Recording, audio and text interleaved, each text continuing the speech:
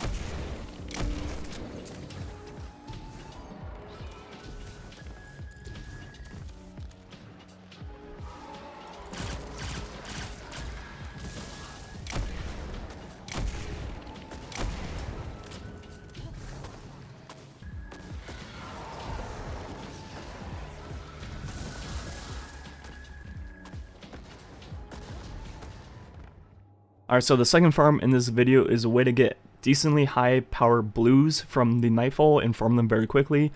So for example, on this character I'm 528 and my blues should drop to like 520, 523-ish, and as you see my chest piece is only 516, so doing this and getting a chest piece would help a lot. So what you want to do is go ahead and load up the Nightfall, the arms dealer, which is on Earth. Then you want to use modifiers that you're going to be wanting to farm the Lost Sector with, so put on like a Solar Singe, Heavyweight or whatever, and use a Sleeper. But once you spawn in, what you're going to do is go ahead and turn around and go back into Patrol, and Sparrow all the way back to spawn, and farm the Church Lost Sector over and over again. And every time you get a Forsaken blue drop, it will be at your blue soft cap light. So if you have any armor pieces or weapons that are much lower than your overall light and you desperately need to raise that individual item, this is a good way to do it. But there's a catch about this one. Every time you open the chest you get one blue, but it can be a non-DLC blue or Forsaken blue, and the non-DLC ones cap at 380, while the Forsaken ones will always drop at your blue light cap. I haven't played the new strikes that much, but in the future, if there's a new strike as the Nightfall that you can get out of the map back into Patrol and farm one of those Lost Sectors, that would be the way to go, because then you'd be guaranteed to only get Forsaken drops on those planets. But I don't believe you can do that right now, but maybe eventually that will be a thing. But once again, I'm going to let this gameplay run out. Thanks for watching. Catch you guys next time.